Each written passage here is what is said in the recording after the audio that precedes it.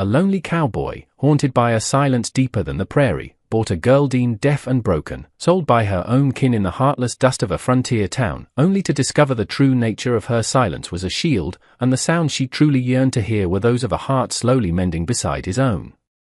The sun, a molten coin in a merciless sky, beat down upon the raw, splintered timbers of the makeshift auction block. It wasn't cattle being sold, nor land, nor even tools of questionable worth. It was a girl, Ilara, barely a woman, standing with her head bowed, a rope loosely binding her wrists more for show than actual restraint. Her dress, a faded calico, was torn at the shoulder, revealing a pale crescent of skin that flinched as if from a remembered blow. Dust caked her bare feet and settled in the fine, tangled strands of her hair, the color of autumn leaves after the first frost. Her stepmother, Agnes, a woman whose face was a roadmap of bitterness and cheap whiskey, stood beside the auctioneer, her voice, shrill and grating, extolling the girl's supposed virtues, strong enough for field work, quiet as a mouse, and best of all, deaf as a post, so she wouldn't be troubled by a man's temper or demands. A cruel cackle followed this pronouncement, echoing off the indifferent faces of the small crowd of men, a mix of hard-bitten ranchers, desperate drifters, and leering opportunists. Ilara did not look up. She kept her gaze fixed on the dusty ground, on a small, tenacious weed pushing its way through a crack in the earth. That weed was her focus, a tiny emblem of survival in a world determined to crush her. She heard every word, every jeer, every speculative murmur, but her face remained a carefully constructed mask of oblivion. Years of Agnes's rages, of flying fists and scalding words, had taught her that silence and stillness were her only allies, her feigned deafness a sanctuary no one could breach. Elias Thorne watched from the shade of the general store's overhang, his face unreadable beneath the brim of his worn Stetson. He was a man carved from the harsh landscape itself, lean and weathered, with eyes the color of a winter sky, eyes that had seen too much and said too little. He'd come to town for supplies, not for spectacle, least of all one as vile as this. The raw grief that had been his constant companion for 5 years, a hollow ache where his wife and child used to be, twisted into something sharper, something akin to disgust. He knew the girl wasn't deaf. He'd seen her flinch, a minute tightening around her eyes, when a blacksmith's hammer had rung out unexpectedly from down the street, a sound Agnes, in her drunken spiel, hadn't noticed. But it wasn't his business. He had learned long ago that interfering in the ugliness of others only brought more pain. Yet, as Agnes named a pitifully low price, her greed warring with her haste to be rid of her burden, something in Ilara's slumped posture, in the almost imperceptible tremor of her hands, snagged at a chord deep within him, a chord he thought had long since frayed beyond feeling. He thought of Sarah, his Sarah, and the way her small hand had felt in his. This girl was not Sarah, but she was someone's daughter, someone's life, being sold like a sack of grain. Before he could reason himself out of it, before the familiar numbness could reclaim him, Elias stepped forward. His voice, when it came, was rough from disuse, low and steady. "I'll take her." A hush fell. Agnes's eyes, small and glinting, fixed on him. The auctioneer, a paunchy man with sweat stains under his arms, looked surprised. Elias named a price, double what Agnes had asked, not out of generosity, but to end the haggling, to curtail the humiliation. Coins clinked. A grimy hand snatched them up. A bill of sale, crude and barely legible, was thrust at him. He ignored it. He walked towards Ilara, his shadow falling over her. She did not look up, not even when he reached out and, with surprising gentleness for a man whose hands were calloused and scarred, untied the rope from her wrists. He simply nodded towards his wagon, laden with sacks of flour and beans. "Come," he said, his voice pitched for her to hear, a subtle test. He saw no flicker of recognition, only a slow, hesitant obedience as she rose, her movement stiff and uncertain. He didn't press. The lie was hers to keep, for now. He helped her onto the wagon seat, his touch impersonal, brief. The town watched, whispering, as the lonely rancher from out past Whisper Canyon drove away with the girl no one else wanted, the girl sold as deaf, the girl who carried her silence like a shroud. The journey to his remote homestead was long, measured by the rhythmic creak of the wagon wheels and the vast, empty expanse of the prairie stretching out on all sides. Ilara sat ramrod straight, her hands clasped tightly in her lap, her gaze fixed on the horizon, never on him. Elias didn't speak. There was nothing to say that wouldn't sound hollow, or worse, demanding. He offered her a canteen of water once. She took it, drank sparingly, and handed it back, her fingers brushing his for a fleeting instant, cool and trembling. The sun dipped low, painting the sky in hues of bruised purple and fiery orange, colors as turbulent and beautiful as the unspoken emotions that filled the space between them. When they finally reached his cabin, nestled in a small, sheltered valley, darkness had long since fallen, the stars like scattered diamonds on black velvet.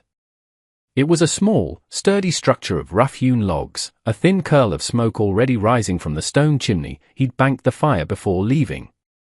A place of solitude. A place of deep, abiding silence. The cabin was stark, furnished with a rugged table, 2 chairs, a stone fireplace, and a narrow cot in one corner. In the other, a larger, rougher bed where Elias slept. He gestured towards the cot. "Yours," he said, his voice low. Elara gave no sign of hearing, but after a moment's hesitation, she moved towards it, her eyes scanning the small space with a wary intensity. He built up the fire, the flickering light casting long, dancing shadows on the log walls. He prepared a simple meal, bacon, beans, and coffee, the familiar domestic sounds echoing strangely in the presence of this silent girl. He set a plate before her on the table. She ate slowly, methodically, her gaze mostly downcast. He ate standing by the hearth, watching the flames, acutely aware of her every small movement, the faint rustle of her worn dress, the soft click of her fork against the tin plate. The silence in the cabin was different from the silence of the prairie. Here, it was contained, concentrated, thick with unspoken questions and unhealed wounds. He wondered what terrors had driven her to such a profound deception, what cruelties she had endured to make feigned deafness her only refuge. He found a clean, worn shirt of his and a spare blanket, placing them on the foot of her cot. He expected no thanks, and received none. He turned his back, giving her privacy, and unrolled his bedroll on his own bed. Sleep did not come easily. He lay listening to the sounds of the night, the wind sighing through the pines outside, the distant yip of a coyote, the soft, almost inaudible breaths of the girl on the cot. He was a man accustomed to solitude, who had courted it after loss had scoured him raw, but this silence, shared with another living, breathing soul, was a different beast entirely. It was a silence that held the faint, fragile promise of something other than emptiness. Days bled into weeks. A quiet rhythm established itself. Elias would rise before dawn, tend to his few cattle, mend fences, chop wood. Elara would be up when he returned for breakfast, the fire already lit, coffee brewing. She'd learned his routine by observation. She never spoke, never made a sound that wasn't strictly necessary. She moved like a phantom through the small cabin, her presence both constant and elusive. He continued to speak to her as if she could hear, simple, direct statements about chores, or the weather. "Rain's coming," he'd say, looking at the bruised clouds massing on the western horizon. Or, "Need more wood for the stove." She would watch his lips, his face, sometimes with an unnerving intensity, then nod slowly, or simply proceed with the task he'd indicated if it was within her understanding through context. He never tried to trick her, never shouted from behind her to see if she'd turn. Her secret, if it was one, was safe with him, though he remained certain. He found her mending one of his shirts one afternoon, her stitches neat and precise, far better than his clumsy attempts. He'd left it, torn by a rogue branch, on his bed. He said nothing, but the next day, he left a small basket of his late wife's sewing notions on the table. Bright threads, sharp needles, a silver thimble. When he returned that evening, the basket was on the windowsill, and a patch on his denim trousers, previously threadbare at the knee, was now expertly reinforced. Small, unspoken exchanges became their language. He'd leave a wildflower on her plate, a splash of prairie blue amidst the drabness. She'd ensure the kindling box was always full. He noticed she favored the sunlit patch by the window, and he cleared the overgrown vines that obscured it. She, in turn, started tending the small, neglected herb garden his wife, Mary, had planted years ago, her gentle hands coaxing green shoots from the stubborn earth. It was a quiet dance of mutual provision, of unspoken acknowledgements. Ilara watched Elias with an intensity that missed nothing. She saw the way his hands, though rough and calloused, were gentle with the animals. She saw the deep lines of sorrow etched around his eyes, more pronounced when he thought himself unobserved, staring into the fire late at night. She heard the weariness in his footsteps at the end of a long day, the quiet sigh he'd release when he finally sat down. She knew he suspected her hearing, his deliberate way of speaking, facing her, the occasional, searching look in his eyes. But he never challenged her, never tried to expose her. This forbearance was a balm to her wounded spirit, a stark contrast to Agnes's constant, invasive cruelty. The pretense of deafness was a heavy cloak, woven from years of fear, but in Elias's quiet presence, it began to feel suffocating. Yet, she clung to it, the only shield she knew. She often found herself studying his few belongings. A shelf above his bed held a small, carved wooden bird, its paint faded, its form simple but tender. Beside it, a leather-bound Bible, its pages worn thin. There were no pictures, no mementos of a family, yet the cabin itself seemed to hum with a quiet sorrow, a lingering absence. She knew loss. She had lost her mother young, then her father to drink, then her freedom to Agnes. But Elias's sorrow felt different, deeper, a wound that had shaped the very core of him. She yearned to offer comfort, but how could she, the silent, deaf girl? Her hands, busy with mending or kneading dough, often stilled as she listened to the wind, a mournful song that seemed to echo the ache in her own heart, and, she suspected, in his. She would sweep the dirt floor with fierce concentration, as if trying to sweep away the shadows that clung to them both. The smell of baking bread, a scent of home she'd almost forgotten, filled the cabin some days, a small offering of warmth she could give. He would eat it with a quiet nod, sometimes a faint softening around his mouth that might have been a smile. These were the moments she hoarded, tiny embers of hope in the long, dark night of her fear. One blustery afternoon, with the wind howling like a banshee around the eaves of the cabin, Elias was late returning. The sky had turned a malevolent grey, spitting sleet that stung like needles. Ilara found herself pacing, a knot of anxiety tightening in her chest. She kept glancing out the small, grimy window, straining her ears against the wind's roar for the sound of his horse. She, who had trained herself to ignore sound, now desperately sought it. When he finally stumbled through the door, covered in mud, his face pale and drawn, she saw the dark stain spreading across his trouser leg, high on the thigh. He leaned heavily against the doorframe, his breath coming in ragged gasps. "Fence wire," he managed, his voice strained. Horse spooked, damn leg. He tried to take a step and faltered, a sharp hiss of pain escaping him. Ilara was at his side in an instant, her feigned deafness forgotten in the urgency of the moment. She guided him to a chair, her touch surprisingly strong. He looked at her, his eyes clouded with pain, but also with a flicker of surprise at her swift, understanding response. "Need to clean it," he muttered, gesturing towards the wound. She needed no further instruction. She moved with a quiet efficiency that belied her youth, fetching water, tearing strips from a clean linen sheet she'd found packed away in an old trunk. Her hands were gentle as she cut away the blood-soaked fabric, revealing an ugly, deep gash. The sight of it made her stomach clench, but she pushed down her fear. She had seen worse, tended worse, in the brutal household she'd escaped.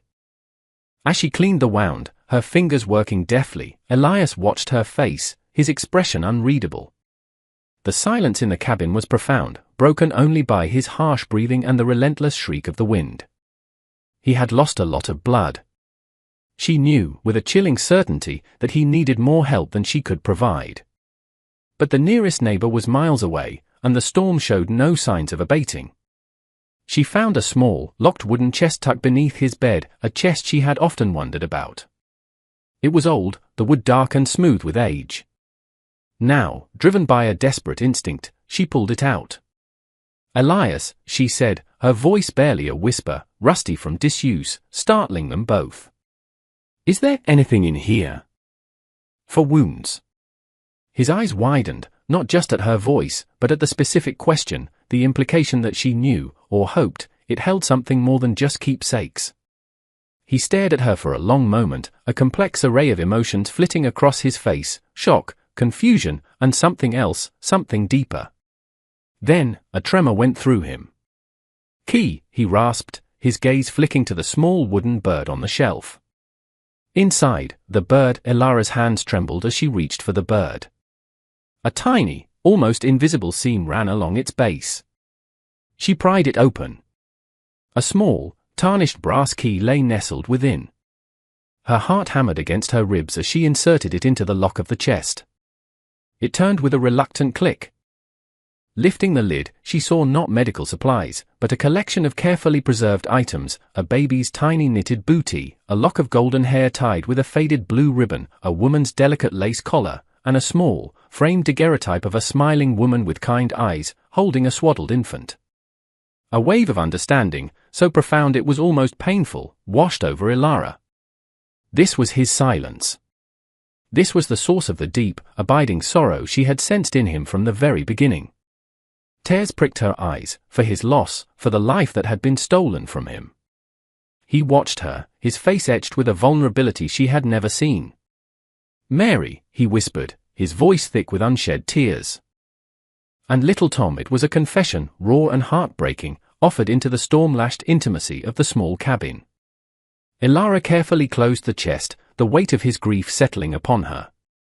She looked at him, her own pretense of deafness now a flimsy, irrelevant thing. "I'm sorry, Elias," she said softly, her voice clearer now, imbued with a deep, heartfelt sympathy. "So sorry," he simply nodded, his gaze distant, lost in a past that was suddenly, achingly present. The pain of his wound seemed, for a moment, secondary to the pain of memory unleashed. But the practical need reasserted itself.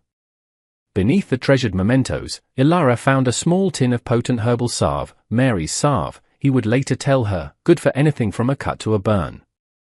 She applied it gently to the cleaned gash, then bound his leg tightly with the linen strips.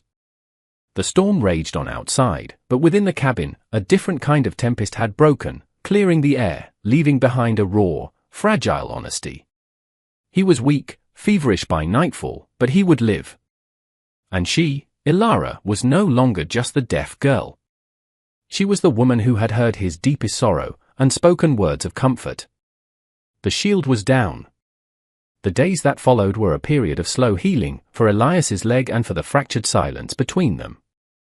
He was confined to his bed for nearly a week, and Elara tended to him with a quiet devotion.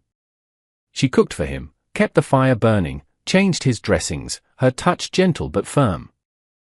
She spoke little, still hesitant after years of enforced muteness and then feigned deafness, but her voice, when she used it, was soft and melodic. Elias, too, was reserved, but the wall of his stoicism had been breached. He would watch her as she moved about the cabin, a new awareness in his eyes. He knew now that she had heard every word he'd ever spoken to her, understood every nuance of his moods, every unspoken sorrow. The deception, born of fear, was now out in the open, yet instead of anger, he felt a strange sense of relief, and a burgeoning respect for the strength it must have taken for her to maintain such a difficult charade for so long. He asked her once, his voice quiet, "Why, Elara? Why pretend?" She was sitting by the window, mending, the late afternoon sun haloing her hair. She paused, her needle still. "Agnes," she said, her voice barely audible. "If she knew I heard, the beatings were worse." The words, they cut deeper if she thought I understood them. She looked at him then, her eyes wide and earnest. "It was safer to be deaf." Safer to be nothing. Elias felt a muscle tighten in his jaw. He understood. He understood the desperate need for a sanctuary, any sanctuary, from cruelty. He had built his own walls of silence after Mary and Tom were taken by the fever, walls he was only now beginning to realize had also imprisoned him. Their conversations remained sparse, but carried more weight. He told her about Mary, her laughter like wind chimes, her skill with herbs. He spoke of Tom, a bright, curious boy who had loved the wooden bird Elias had carved for him. Elara listened, her heart aching for his loss, but also for the love that so clearly still lived within him. She, in turn, shared fragments of her own past, the bleakness of her life with Agnes after her father died, the constant hunger, the casual brutality, She spoke of her real mother, a distant, warm memory of gentle hands and lullabies. As Elias regained his strength, a new dynamic settled between them. The silence was still there, but it was a comfortable silence now, punctuated by shared tasks and quiet companionship. He taught her how to set snares, how to read the weather in the clouds. She showed him which wild berries were safe to eat, how to make a poultice from yarrow for bruises. One evening, as they sat by the fire, he picked up the whittling knife he hadn't touched in years and a piece of scrap wood. Slowly, hesitantly, he began to carve. Ilara watched, fascinated, as a small, rough shape of a flower began to emerge under his skilled fingers. It was a simple thing, but it felt like a new beginning. But the piece they were slowly building was fragile as the first spring blossoms on the prairie. One crisp morning, as Elias was checking his trap lines and Ilara was hanging laundry on a rope strung between two pines, a figure on horseback appeared on the ridge overlooking the valley. Ilara's blood ran cold. Even from this distance, she recognized the slumped, careless way the rider sat the horse. Agnes. Her stepmother's tenacity, fueled by greed and malice, was something Ilara knew all too well. Fear, sharp and sickening, clawed at her throat. She dropped the wet shirt she was holding and ran towards the cabin, her heart pounding. "Elias," she cried out, her voice carrying clearly in the still morning air. He was already heading back, alerted by the sight of the rider. He reached her side, his face grim.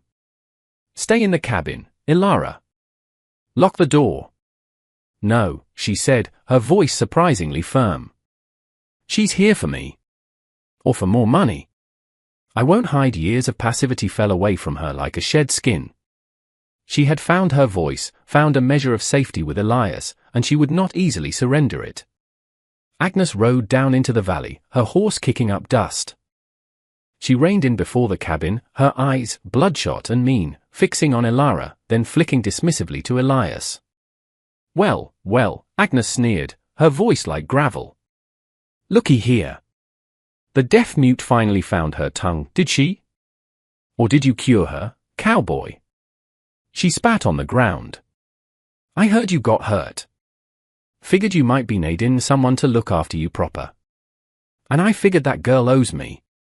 Sold her too cheap." Her gaze was avaricious. "I reckon you owe me another $20 for her.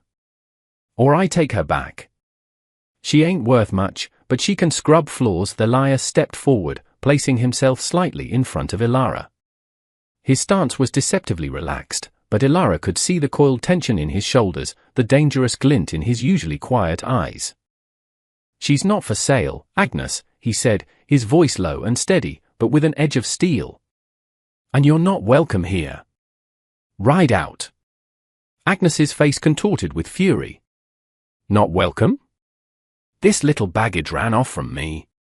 She owes me." She made to dismount, a malevolent glint in her eye. "I'll drag her back myself if I have to." "You'll do no such thing," Elias stated, his voice dropping to a near growl. He took another step, and for the first time, Agnes seemed to register the quiet deadliness in him. He was no longer just the grieving recluse, he was a man protecting his own. But Agnes was not easily deterred by one man. From behind the ridge, two more riders appeared, rough-looking men Ilara recognized as cronies of Agnes's from the saloon in town. They smirked, their eyes lingering on Ilara with predatory interest. The odds had just shifted. Elias's hand moved almost imperceptibly towards the Colt Peacemaker holstered at his hip. He had hoped to avoid violence, but he would not back down. Ilara felt a surge of terror, but also a fierce, protective anger. These people would not destroy the fragile piece she had found. She would not let them harm Elias. The air crackled with tension. The two thugs dismounted, flanking Agnes, their expressions menacing. "Now, are you gonna be sensible, cowboy?" Agnes smirked, emboldened by her reinforcements. "Or do my friends here have to persuade you?" One of the men, a burly fellow with a scar bisecting his eyebrow, took a step forward, flexing his hands. Elias didn't flinch. His gaze remained fixed on Agnes, the architect of this confrontation. "This is your last chance to leave peacefully," Elias said, his voice dangerously soft. "There won't be another." "I ain't leaving without what's mine," Agnes shrieked, her voice cracking. "Get her, boys." The scarred man lunged. Elias moved with a speed that belied his quiet demeanor. His fist connected with the man's jaw in a sickening crack, sending him staggering back, spitting blood and a tooth. The second man drew a rusty knife, its blade glinting dully in the morning sun, and advanced more cautiously. Elara screamed, a raw, primal sound of fear and fury, not for herself this time, but for Elias.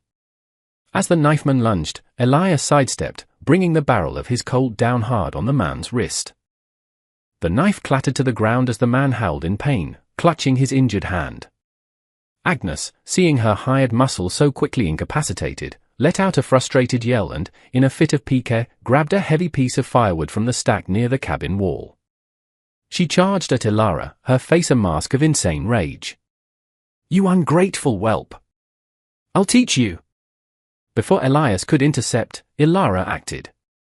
All the years of pent-up fear, of swallowed pain, of silent endurance, coalesced into a single, decisive movement. She snatched up the still damp, heavy shirt she had dropped earlier and, with a desperate cry, flung it hard into Agnes's face. The wet fabric slapped against Agnes's eyes, momentarily blinding and unbalancing her. She stumbled, arms flailing, giving Elias the second he needed. He grabbed Agnes by the arm, his grip like iron, and spun her around, wrenching the firewood from her grasp. "Enough," he roared, his voice thundering through the small valley, a voice Elara had never heard before, full of righteous anger and protective power. "You will not touch her. You will not threaten her. This is her home now. And you will leave it." He propelled Agnes towards her horse, his face a thundercloud. The two thugs, nursing their injuries and thoroughly cowed by Elias's ferocity, scrambled back to their own mounts. Agnes, sputtering threats and curses, was unceremoniously shoved onto her horse. "You'll regret this, Thorn. Both of you," she screamed, her voice laced with impotent fury. "This ain't over." But her threats lacked conviction. She knew she was beaten. Elias watched them ride away, his posture rigid, until they disappeared over the ridge. Only then did he allow his shoulders to slump slightly. He turned to Elara. She was trembling, her face pale, but her eyes were bright, alive with a mixture of fear, relief, and a fierce, newfound strength. He walked towards her, his expression softening. He reached out, his calloused fingers gently brushing a stray strand of hair from her cheek. "Are you all right?" he asked, his voice returning to its usual quiet timbre but now laced with a deep concern. She nodded, unable to speak for a moment, a lump in her throat. Then, words tumbled out. I was so scared. For you. I thought." He simply gathered her into his arms, a gesture so unexpected, so comforting, that she sagged against him, tears finally overflowing. He held her gently, his hand stroking her back, until her sobs subsided. "It's over, Elara," he murmured into her hair. "She won't be back. You're safe here." She pulled back slightly, looking up at him, her eyes searching his. "She called it my home," Elara whispered, a sense of wonder in her voice. Elias met her gaze, his own eyes holding a warmth that melted the last vestiges of her fear. "It is," he said simply. If you want it to be, the air between them was charged, not with tension, but with a profound, unspoken understanding. The confrontation had been brutal, terrifying, but it had also been a crucible, forging a bond between them that was stronger than fear, stronger than the past. In defending each other, in standing together against the darkness, they had found something precious and undeniable. He looked down at her, at the resilience shining in her tear-washed eyes, at the quiet strength that had blossomed in the face of adversity. And he knew, with a certainty that settled deep in his bones, that the silence in his heart, the vast, empty space left by Mary and Tom, was no longer quite so empty. Elara, the girl he had bought out of a moment's reluctant compassion, the girl who had hidden her hearing behind a wall of silence, had somehow, against all odds, begun to fill it with the tentative, hopeful sounds of a new life. The days that followed the confrontation settled into a new kind of peace, deeper and more resonant than before. The shadow of Agnes and her cruelty had been banished, not just from their valley, but from Ilara's spirit. She moved with a newfound confidence, her laughter, when it came, as clear and bright as a prairie stream. She still spoke softly, but there was no hesitation in her voice now, only a quiet certainty. Elias found himself watching her more and more, marveling at the transformation. The haunted, wary girl was gone, replaced by a young woman of quiet grace and surprising resilience.